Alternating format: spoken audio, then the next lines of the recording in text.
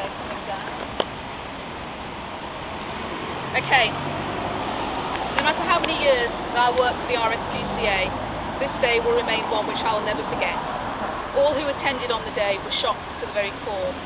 The whole property was in a disgusting state, with pools of dog feces on the floor of the room and numerous young puppies living amongst the squalor.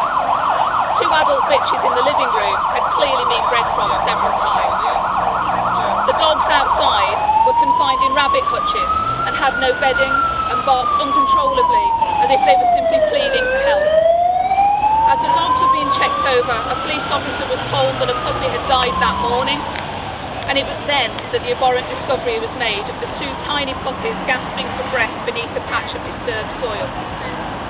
This case highlights all the concerns we have with respect to irresponsible and indiscriminate breeding of dogs and the selling of those animals to the unsuspecting members of the public.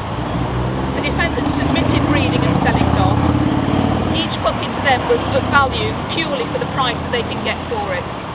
Sadly, this is too often the case with people who breed and sell dogs for profit, where the welfare of the dogs is simply not their top priority.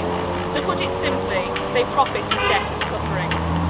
I hope this case will make people think before they respond to an advert in a newspaper, or a card in a newsagent's window, or an internet site advertising puppies, as your actions could contribute to fund similar irresponsible and cruel dog breeding.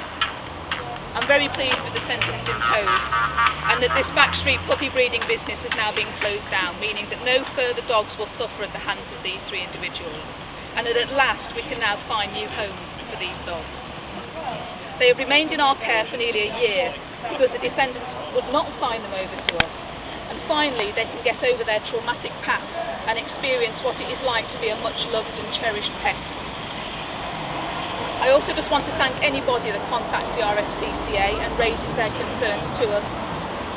Simply, without information coming forward, we can't do our job. So that needs to be stressed. Thank you very much for all your support. Thank you.